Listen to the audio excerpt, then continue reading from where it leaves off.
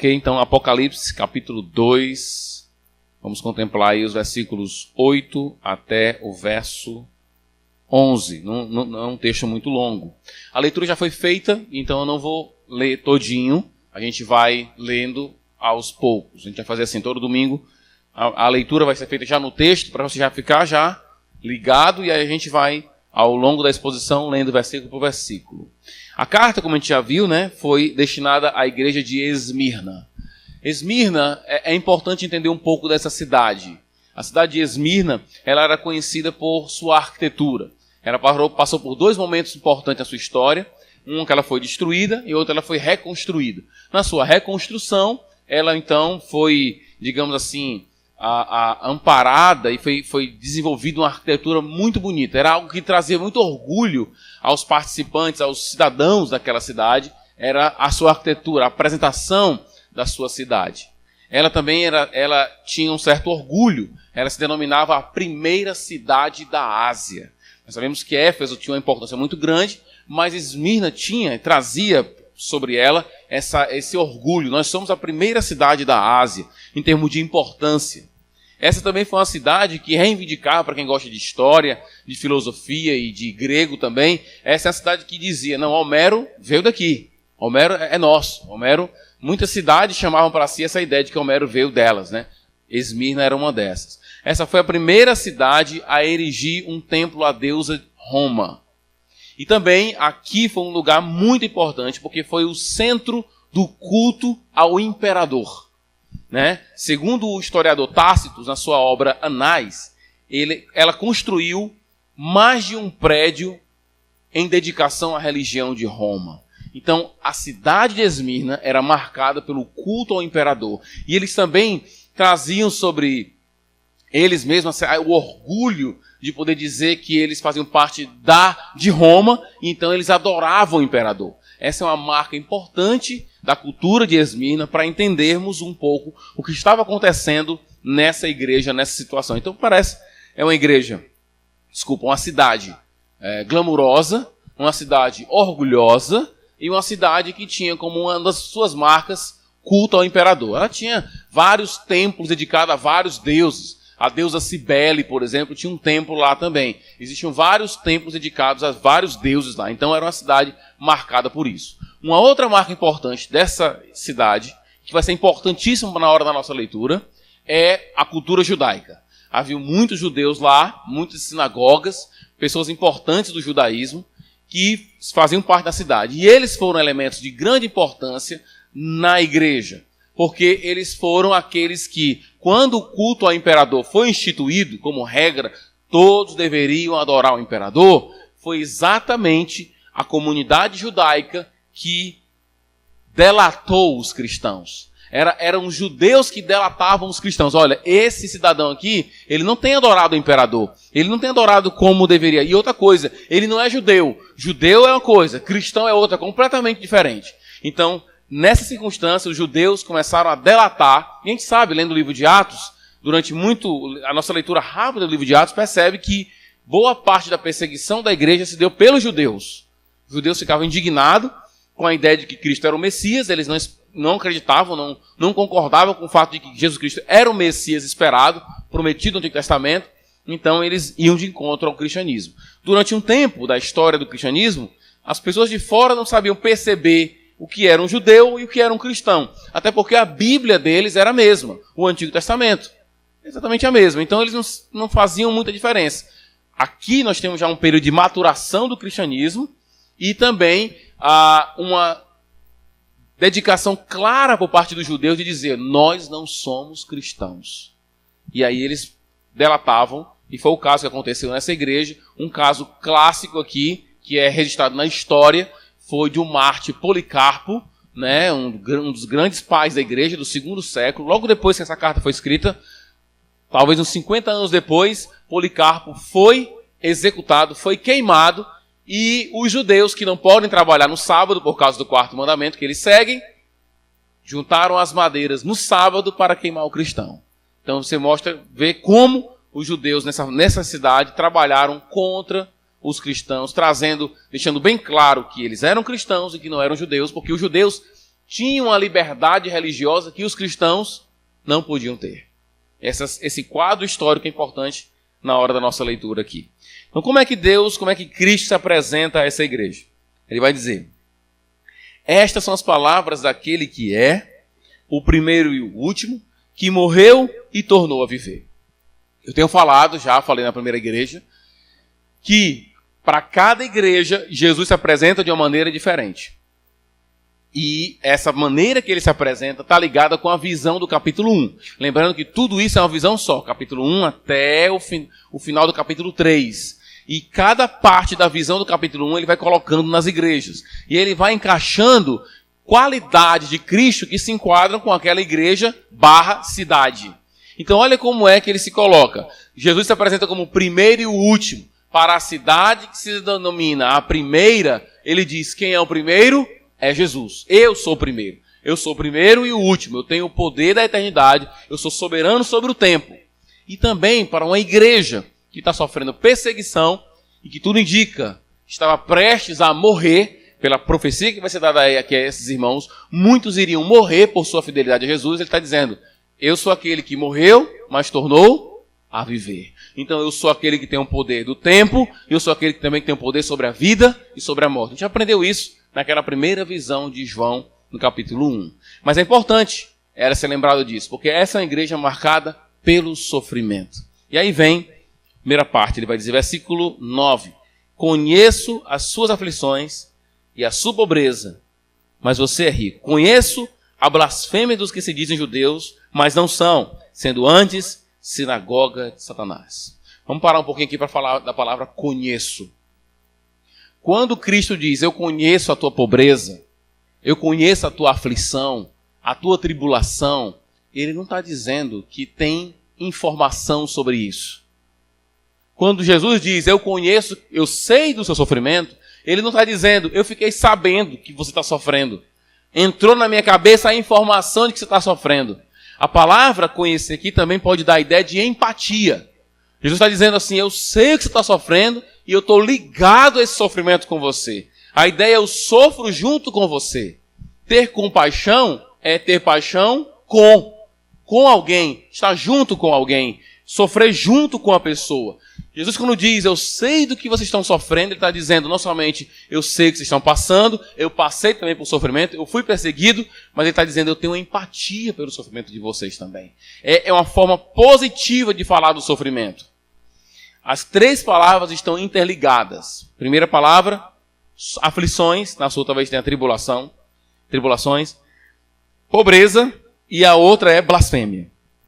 Aqui no texto parece estarem bem separadas, mas na língua original está bem próximas, estão interligadas. Pobreza, aflição e blasfêmia. A ideia é: a blasfêmia dos judeus gerou tribulação grandiosa para eles, e essa tribulação tem uma marca específica: a pobreza. Eu até criei aqui um quadro, uma consideração, assim, vamos dizer assim, imaginando uma situação. Eu criei um personagem chamado João e que explicaria por que ele fala da pobreza desse povo. Uma cidade tão rica, tão considerada a primeira cidade da Ásia, por que o povo cristão ia ser marcado pela pobreza? Nós sabemos que a pobreza está sendo gerada pelo quê? Pela blasfêmia dos judeus.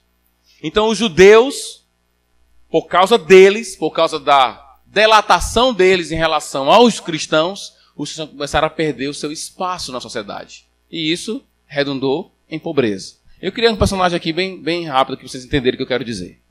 Vamos lá, João. Criei o nome do João aqui. João era um comerciante bem-sucedido em Esmirna.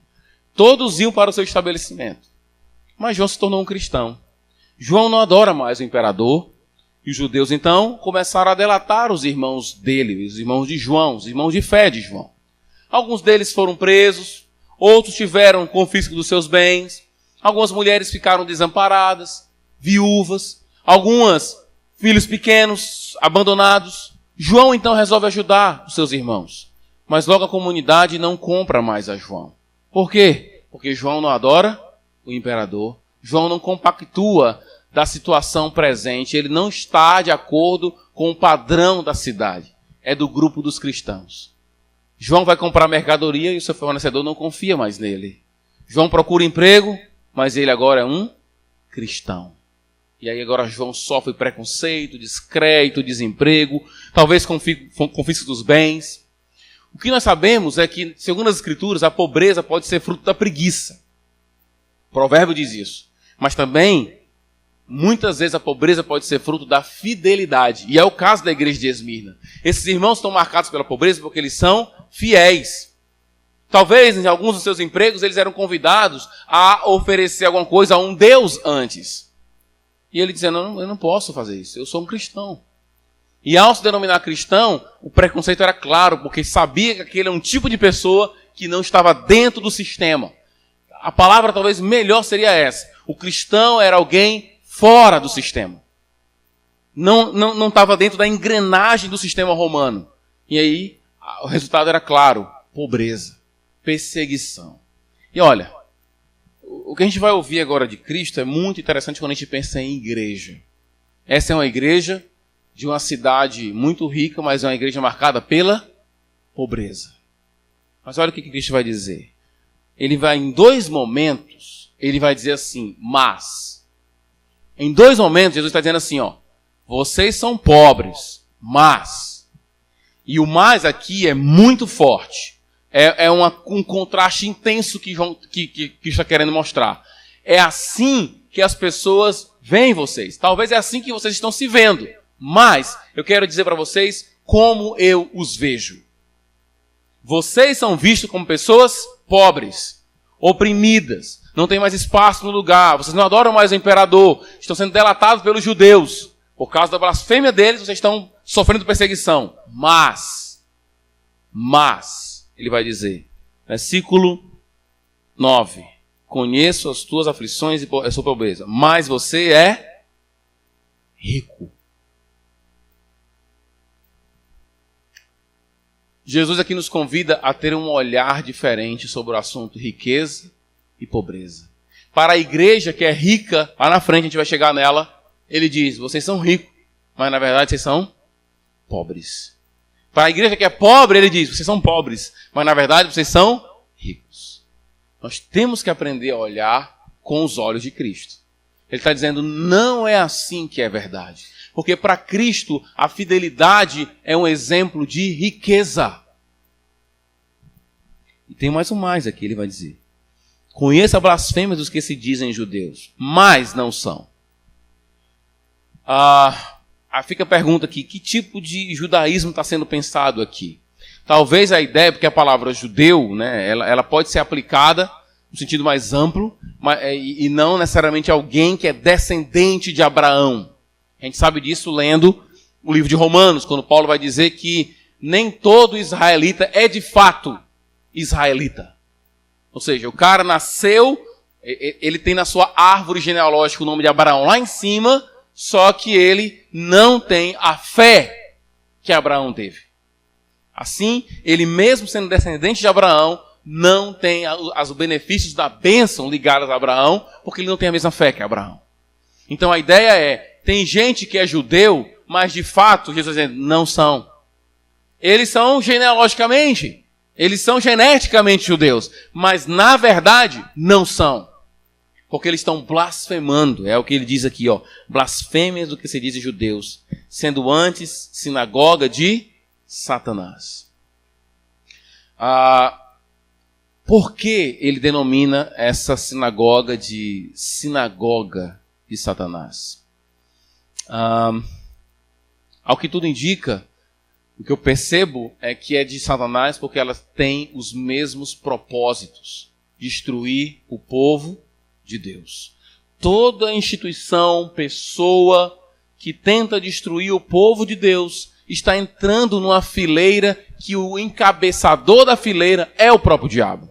Quando a gente for ler o capítulo 12 do livro de Apocalipse, aquela cena grandiosa em que o diabo cai do céu como um dragão, vai dizer que ele olha para o povo de Deus e persegue o povo de Deus, porque ele percebe que tem pouco tempo e ele quer destruir o povo de Deus. Todos aqueles que se enfileiram nessa linha de querer perseguir o povo de Deus, estão a serviço de quem? Só não é de Deus. É por isso que Jesus diz, na verdade, essa sinagoga que está aí, que diz que se reúne no meu nome, na verdade está perseguindo o meu povo, se juntando a Satanás em seu projeto de destruir o meu povo. Ou seja, esses judeus que estavam entregando os cristãos para serem perseguidos pelo governo romano, estavam trabalhando a favor de quem? Do diabo, de Satanás. E ele continua, versículo 10. Não tenha medo do que você está prestes a sofrer. É muito interessante isso aqui. Não tenha medo do que você está prestes a sofrer. Olha, irmãos, eles já estão sofrendo aflições, tribulações e pobreza. Jesus vai e diz, vocês ainda vão sofrer mais. Não temam. Não temam que vocês vão sofrer. Mas o fato é que vocês vão sofrer. Eu fico pensando nessa igreja. Qual seria o slogan dessa igreja? Igreja Batista de Esmirna. Aqui o sofrimento está só começando. Porque depois vem mais ainda. Essa igreja não tinha um slogan muito interessante. Igreja pobre. Olha aqui o quadro. Uma igreja pobre.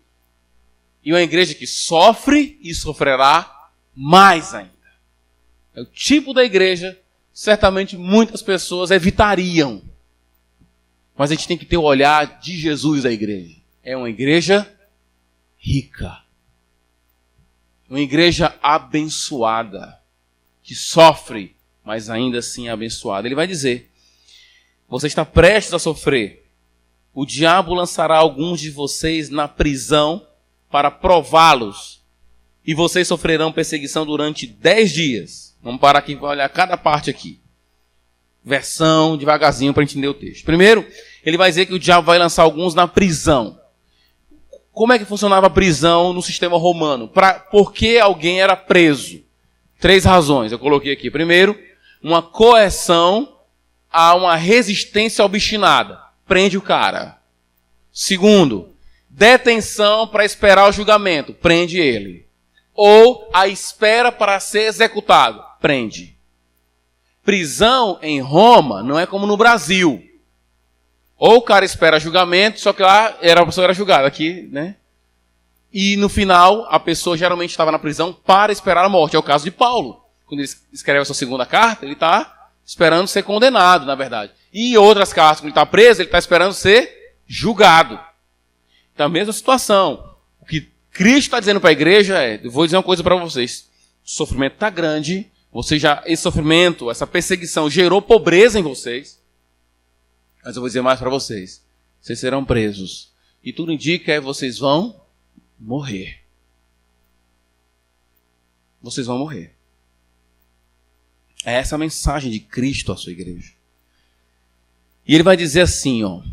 O diabo lançará algum de vocês na prisão para prová-los. Talvez na sua versão tenha assim. Está na voz passiva de vocês. Deixa eu ver como é que está aqui na atualizada. Não, para ser provado tem aqui a minha. Como é que está na atualizada? Posto à prova. Alguém está atualizado? É assim, posto à prova? Tem escrito? Pronto. A pergunta é, posto à prova por quem? Porque a palavra prova, ou a palavra tentação na Bíblia, é a mesma. E a pergunta que fica é, quem é que prova? Quem é que tenta? Porque o diabo é que vai lançar na prisão. Que é interessante isso aqui. Jesus permite que o diabo haja com respeito ao seu povo, lance-o na prisão para ser condenado. Ele está sabendo de tudo isso, e ele tem o poder da vida e da morte nele, e ele mesmo assim deixa que isso aconteça. Ele está dizendo, eu vou prová-los. A pergunta que fica, quem vai provar? Se for o diabo, a tradução seria tentar. Se for Deus, vai ser a tradução provar. Deus nos prova, porque ele vai nos colocar numa situação para ver onde realmente está o nosso coração. E o diabo nos tenta porque ele quer ver a nossa destruição. E essas ações, elas se unem. No livro de Jó, por exemplo, não é? O diabo está lá, tem aquele diálogo com Deus, e Deus diz para Jó, ou diz para o diabo, você está vendo lá meu servo Jó?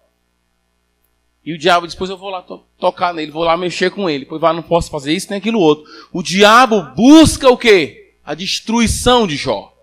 E Deus, no controle de todas as coisas, usa o diabo para melhorar Jó. Deus está usando o diabo para provar o seu povo. O diabo não é uma força parelha com Deus. Deus não luta com o diabo porque Deus não precisa levantar a mão para ninguém para lutar com ninguém. Então, Deus está lutando com o diabo. Deus não luta com ninguém. Não tem ninguém que possa lutar com ele. Deus usa o diabo como ele quer. Ele usa para nos provar. E uma boa definição de provação é quando Deus nos dá a oportunidade de sabermos o que realmente está em nosso coração. Quando nós somos provados, colocados no cantinho e acuados, ali nós ficamos sabendo realmente se amamos ou não. Hoje, com um grupo lá que a gente foi evangelizar lá na praça, meu Deus, José de Alencar, vou decorar. A gente foi evangelizar lá, e antes da gente sair para evangelizar, eu falei, nós somos instrumento de graça. Instrumento de graça não exige para quem vai receber a graça nada.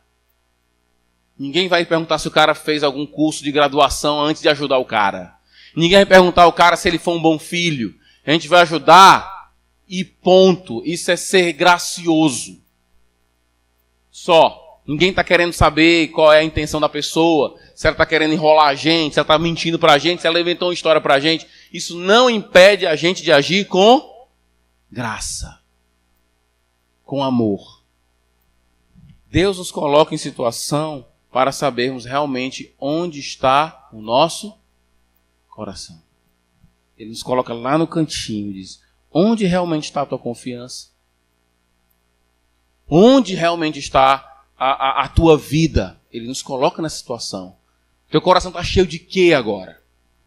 E o diabo é um instrumento que Deus usa para isso. Enquanto ele está querendo acabar com a gente, Deus por trás do comando de todas as coisas está usando ele para nos fazer melhor. Dá para entender? Como Lutero diz, né? O diabo é diabo de Deus. Ou seja, Deus está no controle do diabo também. Lutero ainda chegava ao ponto de dizer que o diabo é como um cachorrinho na coleira de Deus. Ele não pode agir sem que Deus não queira. Por isso, Deus está dizendo, não temam o que vocês vão sofrer. O diabo vai fazer isso, vai fazer aquilo. Mas a reação nossa não pode ser de temor. Crente não vai ficar com um negócio de medo de diabo. Tem muito crente que tem medo de macumba, essas coisas todinhas. Tá entendendo? Eu sempre gosto o cara tem... Bastou a macumba, pois faça 10. Bota na frente lá em casa. Tá entendendo? Que não é para ter medo disso. E nem é uma das aplicações, né? Não ter medo do diabo. Mas ele vai dizer que eles vão ficar presos. Por um dia esperando a execução ou o julgamento. Seja o que for, o negócio é pesado. Mas ele vai dizer assim, ó. Vocês na prisão para prová-los e vocês sofrerão perseguição durante quantos dias? 10 dias. Lembra que isso faz parte de uma visão. Tudo indica que esses 10 dias não são 10 dias literais. Nós estamos dentro do livro de Apocalipse, não podemos esquecer isso nunca. Estamos dentro de uma visão. Esses 10 dias, quando você vai lendo as Escrituras, você vai lendo, por exemplo, o livro de Daniel, você percebe o que acontece lá. Vamos lá para o livro de Daniel rapidinho, capítulo 1, versículo 12 e versículo até o 15.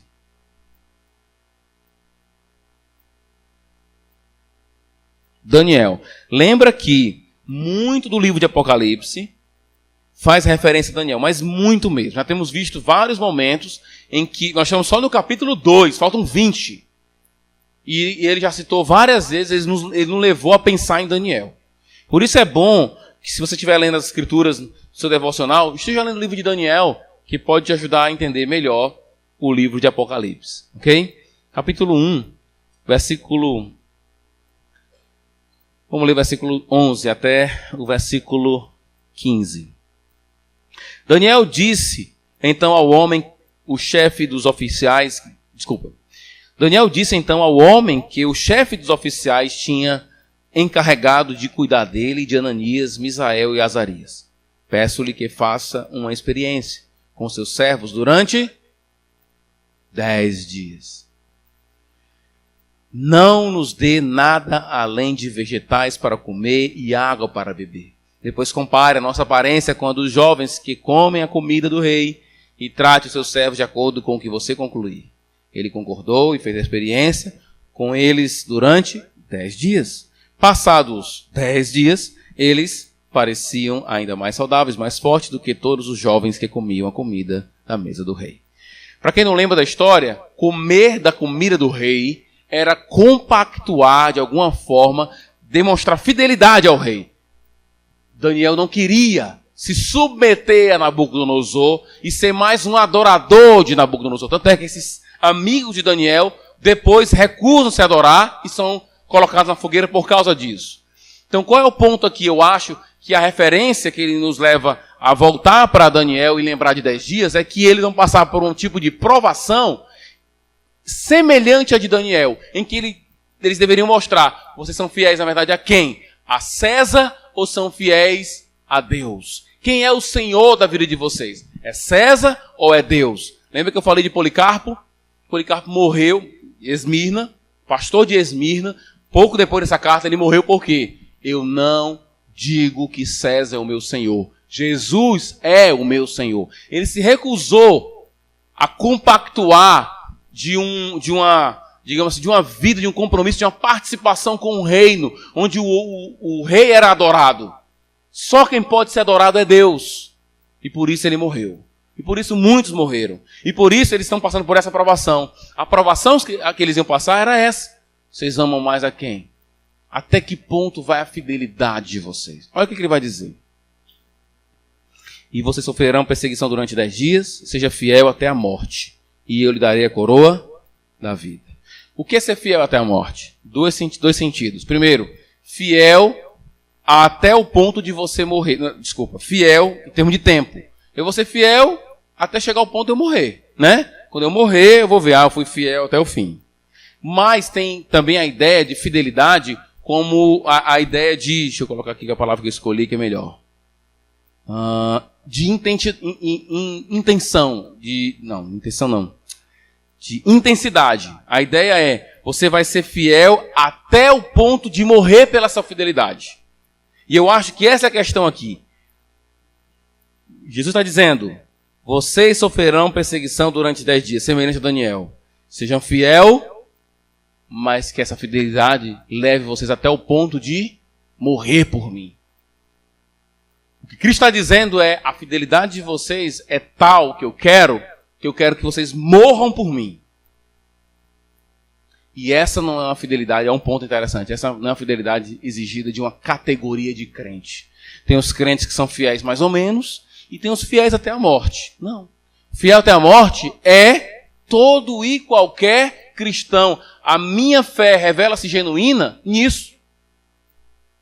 Alguns cristãos, que pelo menos se denominam cristãos, são fiéis até, não é nem a morte. É até o primeiro convite para sair. É até o primeiro convite para fazer alguma coisa errada. Já estão? Aqui é fiel até o ponto da sua vida estar ligada a isso, de você perder a sua vida. Como no capítulo 2 vai dizer, pessoas que morreram por Jesus, porque amaram mais a Deus do que as suas próprias vidas. É esse o amor que Deus espera de nós. Até a nossa própria vida completa. Ele continua. E eu darei para você o quê? A coroa da vida. Que coroa é essa? A palavra coroa, tem 2 palavras para coroa no Novo Testamento. Uma é uma palavra que deu origem à nossa palavra portuguesa, diadema. Que é uma coroa que tem mais assim uma tonalidade, digamos assim, real. Um rei, quando ele era coroado, ele recebeu uma coroa, um diadema. Seria mais ou menos isso. E tem uma outra palavra que deu origem, é a palavra Stéphanos. Stephanie vem desse nome, né? Que é coroa, mas é a coroa militar ou coroa do atleta. É quando o cara termina o percurso e recebe uma Stéphanos, uma coroa. Então ele está dizendo assim, sejam fiéis até o ponto de morrer, porque eu vou dar uma coroa como se vocês fossem vencedores de uma corrida. Essa é a ideia. E essa coroa não é para uma categoria de pessoa. É para todo e qualquer cristão. É da vida por quê? Interessante.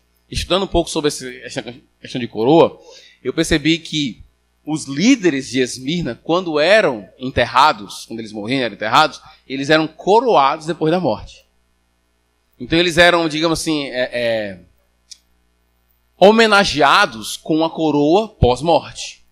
E o que Cristo está dizendo é, a minha coroa é a coroa da vida. Não é essa coroazinha que vocês estão vendo aí, os líderes de Esmirna, aqueles que estão levando vocês para o tribunal, aqueles que estão abafando a vida de vocês ao ponto de chegarem à pobreza, não é essa coroazinha que colocam lá no caixão deles, é a coroa da vida. E é interessante, porque ele disse, eu sou aquele que morreu e voltou a viver. Para uma igreja que está sofrendo, vai sofrer mais, e Cristo diz, vocês vão morrer, isso é importante. Irmãos, a gente não sabe muito bem o que é isso aqui. Não é a nossa realidade.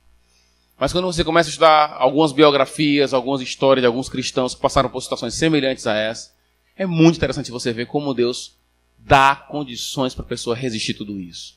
Ele dá força mesmo. Que eu me lembro agora do pastor, né, do teólogo Bonhoeffer, né, que morreu na Segunda Guerra Mundial, enforcado, um mês antes de terminar a Segunda Guerra Mundial. Ele foi enforcado porque ele tentou, fez um plano para matar o Hitler, né? Eu sempre gosto de dizer que pastor é bicho perigoso por causa disso, né? O cara tentou matar o Hitler, né? Vai que alguém quer matar alguém por aí também, né? Algum pastor. E aí, ele é dito pelos que testemunharam ele indo para a forca, que nunca viram alguém orar com tanta serenidade. Ele ia morrer. Ele ia para a forca. E Deus deu a ele uma capacitação para orar, para agradecer ao Senhor rumo à forca. Eu não sei o que é isso. Eu não tenho ideia do que é isso. O que eu sei é que naquele dia, Bonhoeffer estava certo. Eu vou receber a coroa da vida. E se é para morrer, que eu morra por fidelidade a Jesus. Então, nós não sabemos o que é isso. Mas que Deus nos ajude até lá. Certamente Ele nos dará força para isso. Versículo 11. Aquele que tem ouvidos, ouça o que o Espírito diz às igrejas. O vencedor, e vencedor é o nome dado a todo e qualquer cristão, não é uma categoria de cristão, de modo algum sofrerá a segunda morte. O que é a segunda morte, pastor? Vou falar pouquinho aqui, mas ela já vai ser referida lá na frente, no livro de Apocalipse. Segunda morte é a morte definitiva. Nós temos na Bíblia, né? Morte espiritual, nós já nascemos mortos espiritualmente. Nós temos a morte física, que a pessoa geralmente acha que é a única morte que existe. E nós temos a segunda morte. A segunda morte é quando você morre fisicamente, estando ainda morto espiritualmente. Aí pronto. Se você está morto espiritualmente e morre nessa condição fisicamente, agora você não vai escapar da segunda morte. Agora, se você tem vida espiritual em Cristo, é o que Paulo fala lá no capítulo 2 de Efésios, né? Ele nos deu vida, estando nós mortos nos nossos delitos e pecados. Deus nos deu vida em Jesus, pela graça.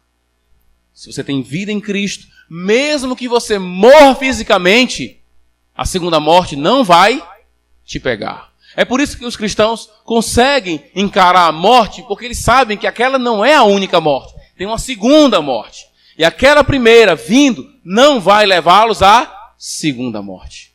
Ele está dizendo, olha, de modo algum, de maneira nenhuma, de jeito nenhum, vocês vão sofrer a segunda morte. O que ele está dizendo se você é fiel ao Senhor Jesus, que se você entregou a Cristo, você não pode perder a sua salvação. De modo nenhum. Vamos aqui a algumas aplicações, queridos. Primeiro, precisamos dos olhos do Senhor. Jesus nos convida a olhar com seus olhos. Precisamos ver a riqueza e a pobreza não pelos olhos da sociologia, mas pelos olhos de Jesus. Precisamos rever o nosso conceito de riqueza. Fidelidade é riqueza. Hoje a gente teve, como eu falei, eu estive pregando lá naquela praça com aquelas pessoas pobres. E no meio daqueles farrapos, da fome, do mau cheiro, da malandragem, da lombra de muitos lá, a gente poderia enxergar as almas das pessoas. É isso que Deus quer que nós tenhamos esses olhos, né, que enxerguem as coisas além. Deus quer que tenhamos os seus olhos. Para um grupo de pobres, nós podemos dizer com os olhos de Jesus, eles são ricos.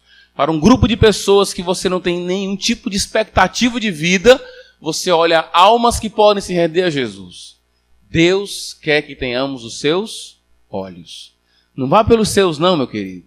Porque os seus projetos sempre serão projetos pobres, no sentido negativo da palavra pobre. Não no sentido positivo que a Bíblia dá muitas vezes. Um projeto muitas vezes marcado pela covardia. Não vá pelos seus olhos. Vá pelos olhos de Cristo. Ele vai mostrar a você a realidade de uma outra forma. E Ele nos faz isso quando lemos a sua palavra. Segundo, ser fiel até a morte é ter fidelidade de uma categoria tal que suporta a penalidade da morte. Essa não é uma fidelidade de um grupo especial de cristãos. Discípulo de Cristo morre por Cristo. Ama Cristo de forma tal que morre por Ele. Agora vamos tentar comparar isso com a realidade. Quando alguém diz assim, não, pastor, não dá para mim não, isso aí, porque tem isso, tem meu trabalho, tem aquilo outro, tem a minha mulher, tem o meu filho, tem não sei o quê, meu amigo, a gente está falando de Jesus. Ele quer que você seja fiel a Ele até a morte. Ninguém está querendo que você coloque Jesus Cristo em terceira categoria, em segunda categoria, em quinta categoria, não. É por isso que algumas coisas, vindo da boca de alguns cristãos, não faz o menor sentido. Alguém dizer, não dá para mim não por causa disso. Não, é muito difícil. Se Cristo quer que você faça uma coisa, faça, meu amigo. Você tem que ser fiel ao ponto, não é somente até em termos de tempo, mas ao ponto de a sua vida correr risco. Quantos missionários morreram de lepra porque tiveram que pregar para leprosos? Eu não vou lá não, porque vai que eu pego a lepra. Ora, meu amigo, que pegue a lepra e morra. A fidelidade a Cristo é até a morte. A gente não pode ficar escolhendo demais. Um discípulo de Cristo não é somente um carinha que muda de ouvir a música que ele ouvia, a roda de amigos dele mudou, o vocabulário dele mudou, mas ele não está pronto para morrer por Cristo. Isso não é crente.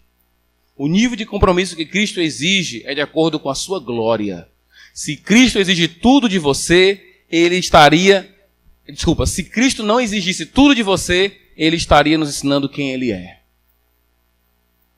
Deixa eu dizer uma coisa para você. Não deixe de amar Cristo por absolutamente nada. Muitas vezes vai incorrer em perca de emprego.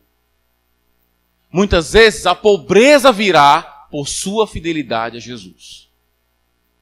Alguns empregos que podem surgir na sua vida podem ser barreiras para a sua... Pastor, porque no nosso meio não tem como a gente parar de mentir. Então, esse não é o seu meio. Pastor, aí eu vou ficar pobre. Fica pobre. Pastor, mas eu posso até morrer. Morre. Não é isso que o texto está dizendo para a gente? É ou não é? É. Porque se você disser assim, não, ser fiel a Cristo até certo ponto, você está dizendo para mim que glória Cristo tem para você. Mas o que é a sua vida diante dele? Nada. Na verdade, quando a gente lê a carta a Esmirna, a gente diz assim, eu não tenho dificuldade nenhuma. Eu não tenho dificuldade. Essa que é a verdade. Quando morremos por Cristo, revelamos que temos vida. Amamos mais a Ele do que a nossa própria vida. Terceira aplicação. Nem toda igreja, nem todo aquele povo que diz que é povo de Deus, é povo de Deus. Tem a sinagoga de Satanás também. Ou você acha que o judeu, quando se reunia lá em Esmirna, não lia a Torá, não lia a lei de Deus, estava lá, o cara abria e tudo. Mas como é que Cristo chama esse grupo que se reúne e abre o Antigo Testamento? Sinagoga de Satanás.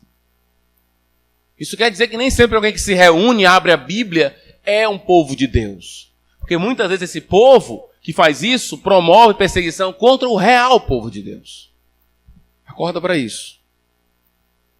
Quarto, não devemos temer o diabo. Tem gente que tem medo do diabo. Devemos reconhecer o seu poder, mas nunca temê-lo. Seu temor ao diabo está relacionado à sua ignorância de quem Cristo é. Na hora que você diz assim, eu tenho medo do diabo, eu vou dizer para você, então você não sabe nem quem é Jesus Cristo. Porque se você soubesse um pouquinho de quem é Jesus, você não temeria o diabo. Porque quem é o diabo diante de Jesus? É um nada menos nada. Ele é um nada. Não é para ter medo do diabo, não. Medo de macumba, medo de mal olhado, medo de esse tipo de coisa. A gente vê assim, aqueles carros, né? De adesivo de carro, né? Contra a inveja, se você tiver inveja, como é que diz? Se você me invejar, a inveja vai cair contra você. Esse tipo de coisa. O pessoal tem medo que alguém tenha inveja, tem medo de mal olhado, tem medo do diabo. Não devemos temê-lo. Devemos temer a Deus, não a ele. Quinta aplicação. A Bíblia nos incentiva a submissão às autoridades. Romanos capítulo 13. Mas nunca essa submissão pode ser total. O povo aqui está pobre porque não quis obedecer às ordens do governo. E talvez nós podemos viver no nosso país um momento parecido com esse. Lá nos States, tem cristãos que são juízes que estão deixando o seu cargo de juiz porque não querem promover um casamento homossexual. Há pouco tempo, um juiz lá nos States, acho que foi nos States, ele deixou, estava 6 meses da aposentadoria dele, ele tirou antes, porque ele disse, eu não vou fazer um casamento homossexual. Por quê? Porque eu não posso concordar com isso. Porque o Estado mandou, o Estado que se exploda. Eu tenho que obedecer ao meu Deus antes de qualquer coisa. O Estado tem autoridade, nós somos marcados por obediência ao Estado. Talvez um dos versículos que eu tenho mais dificuldade é a quem imposto. Não tem essa parte, né? Pagar imposto, essa parte que dói muito. Pagar imposto para um governo corrupto. Mas a Bíblia está dizendo que eu tenho que fazer isso. Mas tem hora que o Estado dá ordens a você, que é ou você obedece ao Estado, ou você obedece a Deus. Esse povo é pobre porque escolheu obedecer a Deus e não ao Estado. Logo, logo, o nosso Estado vai estar assim. Logo, eu quero ver essas mega igrejas aí, quando começar a perseguição, que o pastor não vai poder falar contra o homossexualismo, vai ser perseguido. Eu quero ver os pastores ainda pregando sobre isso. Quero ver. Muitos vão tentar diluir o discurso para não cair na pobreza ou na perseguição. Nós devemos ser submissos ao Estado, mas na hora que o Estado promove coisas erradas, a gente vai fazer aquilo que nós devemos fazer. A lei da palmada. Se a Bíblia fala que eu tenho que dar uma palmada no meu filho, eu vou ser um contraventor da lei. Ponto. Ponto. Mas a lei está errada. A Bíblia diz o contrário. Então eu vou pela Bíblia. Então você vai ser preso, eu vou até morrer. A autoridade tem limite. Qualquer autoridade. A autoridade de um pai tem limite. A autoridade de um marido tem limite. De um pastor tem limite. A autoridade de um governador também tem limite. E o limite é estabelecido pela palavra. Outra aplicação. Vou terminar aqui já. Muitas vezes, o que está próximo de acontecer com a gente é mais doloroso do que o que já está acontecendo. É o caso da igreja de Esmirna. Eles já estavam sofrendo? Sim. E Cristo diz o quê? Vão sofrer mais. Aquilo que está próximo de acontecer vai piorar. Somente uma visão escatológica do futuro é que pode nos fazer aguentar viver. Porque se eu olho para o amanhã, vai piorar. O depois da manhã vai piorar. Daqui a 10 anos vai piorar. Então, como é que eu vou continuar vivendo, pastor? Se eu não tiver uma visão escatológica da vida, uma visão futura. A vinda de Cristo, estabelecimento do seu reino, novo céu e nova terra. Se eu não tiver isso no meu coração, eu não vou aguentar. E às vezes na sua história particular mesmo de vida.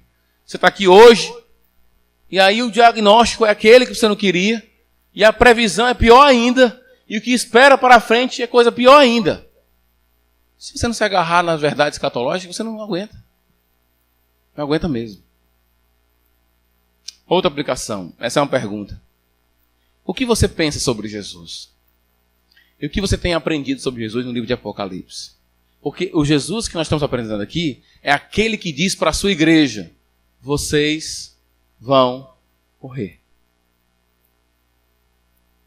Ele está dizendo para a sua igreja: eu deixei o diabo peneirar vocês, tentar vocês. Esse é o Jesus que está aqui no livro de Apocalipse. Esse é o Jesus bíblico que diz: você é meu seguidor? Pois deixa eu dizer uma coisa para você. O diabo quer provar, quer tentar vocês. E eu vou usá-lo para isso. Ao ponto de vocês serem presos e serem condenados à morte. O que você aprende de Jesus aqui? Certamente esse aqui não é o Cristo que muitos têm apresentado para você. Mas o Cristo bíblico é esse. E para nós isso é de grande importância, porque a vida em Cristo é muito melhor do que qualquer outra coisa. E isso para a gente não é uma afronta. Em nenhum momento essa declaração de Cristo nos leva a questionar o amor dele. Será que ele nos ama? Mas ele vai deixar o diabo agir assim com a gente? Ele vai deixar o diabo nos levar para a prisão e sermos executados? Em nenhum momento podemos questionar o amor de Deus com tudo isso. Em nenhum momento. Se ele fez isso, é para o nosso bem. E aí vem outra aplicação. Não podemos reduzir os propósitos de Deus àquelas formulazinhas básicas e simplórias. Você não resolve alguns problemas teológicos com aqueles dizer de caminhão. Tem aquelas frases de caminhão, nenhuma daquelas frases vai resolver algumas questões. Por exemplo, essa igreja está sofrendo. E que é interessante, a outra igreja que está sofrendo é a igreja de Filadélfia. As duas igrejas que não têm uma palavra de reprovação é essa igreja e a igreja de Filadélfia. As duas igrejas não têm nenhum tipo de impacto em termos de número e riqueza. São igrejas que sofrem, mas são as únicas que não recebem palavra de repreensão de Jesus. Uma sofre e vai sofrer mais. A outra não vai sofrer tanto como essa. A pergunta é, por que algumas pessoas sofrem mais do que outras? Hebreus vai dizer, e porque esses aqui tiveram fé, pela fé, alguns fecharam a boca de leão, mas pela fé muitos foram partidos ao meio. Nas Escrituras você encontra Pedro sendo libertado do livro de Atos, mas Tiago foi martirizado. Estevão foi apedrejado até a morte, e Pedro não. Porque ele sofreu mais do que o outro. Nenhuma placa de caminhão vai te responder isso. Nem aqueles dizerzinhos de Facebook, aquelas frases de efeito de Facebook vai também. Ou aqueles livros de sabedoria que você abre assim, a esmo, e tenta ver qual é. Não vai responder isso. Nós não sabemos. Os propósitos de Deus são profundos demais para nós. O fato é que dentro dessa sala aqui, tem gente que sofre num nível diferente do outro. E as razões são muito complexas para a gente fazer formulazinha mágica. O cara está sofrendo, então é porque ele pecou. Se ele está bem, é porque ele é fiel. Isso sobrevive a uma leitura bíblica, irmãos? De forma alguma. O cara que mais sofre na Bíblia é considerado o cara mais fiel nas Escrituras, que é Jó. Não quer dizer nada. E Cristo morreu pela mão dos romanos que estavam em poder e tinham dinheiro. Então, a gente não pode reduzir as coisas a essas explicações rápidas assim. O fato é que a sua história é uma, a minha história é outra. A história da igreja de Esmirna é uma, a história da nossa igreja é outra. E eu não posso reduzir uma frasezinha, agora aquela igreja está sofrendo isso por causa disso. Nós não sabemos porque uns sofrem mais do que outros. Na verdade, eu não sei. Ok? E por último, provação e tentação. Deus irá nos provar, meus queridos. Eu estava assistindo essa semana um filme chamado... Pronto, Natan, minha memória, né? Número 2. O Poder da Graça. É muito legal. Alguém já viu esse filme, O Poder da Graça? Senti aqui agora um nerd, assim, um estranho no meio de você. Poder da Graça. Todo mundo tem que assistir esse filme aí. Assistiu? Bom. Eu e o Clênio assistimos, depois a gente pode falar para vocês. O que eu acho legal desse filme do Poder da Graça é que tem um ponto na história do filme que é um soldado, é um policial que é pastor. Ele é policial e pastor ao mesmo tempo. E ele é colocado como parceiro dele, um cara extremamente problemático. Eu não vou contar todo o filme porque senão vai ficar sem graça para você. Mas um ponto é que o pastor não consegue perceber por que Deus colocou aquele cara na vida dele. Por que esse cara? Por que ele me colocou? E aí ele começa a ter um ódio, porque o pastor é negro e o outro é branco. E ele é racista. Então ele diz, eu tenho um ódio desse cara. E o pastor, na hora de pregar na sua igreja, ele vai até dizer que amar ao inimigo, isso é uma coisa que a gente fala da boca para fora, na verdade, mas a gente não faz isso. Porque a gente tem ódio muitas vezes mesmo. A gente quer matar a pessoa, quer destruir a pessoa. Mas o fato é que ele vai percebendo que esse homem foi um instrumento de Deus para mostrar para ele onde estava o coração dele. E Deus usa quem quer, inclusive o diabo, para fazer isso com você. Para mostrar onde está o seu coração. O diabo fez isso com Jesus. Transforma essa pedra em pão. Jesus disse, nem só de pão viverá o homem. Ele mostrou onde estava o coração dele. Na vontade de Deus. O diabo vai fazer convites para você, querido. O diabo existe, primeiro ponto. Ele vai fazer convites para você. Ele vai tentar destruir sua família. Ele vai tentar destruir o seu lar. Ele vai fazer o possível e impossível, porque é uma coisa que ele sabe é que ele tem pouco tempo. Apocalipse diz para a gente. E ele vai... E uma coisa que a gente sabe de Satanás é que ele não tem, digamos assim, erro com respeito a isso, é que ele é dedicado. Ele não para de trabalhar. Né? Como aquela irmãzinha, aquela história da irmãzinha que não falava mal de ninguém, né? Irmã, e o irmão fulano e tal? É um irmão muito bom. É um irmão muito gente boa. Não falava mal de ninguém. Aí o irmão falou, para um dia essa irmã vai falar mal de alguém. Pergunta ela quem é o diabo. Diz ela não fala mal. Aí, irmã, e o diabo? Trabalhador demais. Né? E ele não para de trabalhar. Ele não para de agir. Ele não para em nenhum momento. Ele vai querer acabar com a igreja, com a sua família, constantemente. Queridos, cuidado com isso. E o que é legal do filme é que o pastor descobre onde estava o coração dele e depois percebe, na verdade, não é que ele foi colocado na minha vida, foi que eu fui colocado na vida dele, eu vou ser instrumento da graça na vida dele. Então, Deus vai utilizar pessoas, seu trabalho, seu chefe, seus parceiros de trabalho como um instrumento de provação. Passe no teste. Confie em Jesus. Se for possível, morra por isso. Porque a glória de quem Cristo é, merece tudo isso. Se você sabe quem é Cristo, você morre por Ele. Você morre mesmo. Você sabe... Eu acho que aqui muitos, eu não tenho dúvida, que alguns homens que eu conheço aqui morreriam pelos seus filhos. Eu não tenho dúvida disso. Eu não tenho dúvida que muitos homens aqui se atirariam para receber um tiro no lugar do seu filho. Muitos homens aqui poderiam doar o seu coração para o seu filho. Se o seu filho merece a sua morte, quanto mais a Cristo. Ele é glorioso demais. Ele quer de nós uma fidelidade ao ponto de morte. Possamos ser fiéis assim, meus amados. É difícil, mas Ele nos dá força também. Vamos orar. Santo Deus, obrigado, Pai. Porque sem a Tua força não dá para continuar. Sem o Teu Espírito mexendo em nossos corações, não dá para continuar. Faz chover, Pai, perdão e graça, misericórdia sobre nós. Precisamos do Teu perdão, do Teu amor. Todos os dias, cada segundo da nossa vida. É tão confortante saber que o Senhor conhece a nossa dor, conhece a nossa tribulação. O Senhor sabe. Não porque tem informação, mas porque o Senhor tem empatia com o nosso sofrimento. Sofrimento que é fruto da fidelidade ao Senhor. Por sermos fiéis, sofremos muitas vezes.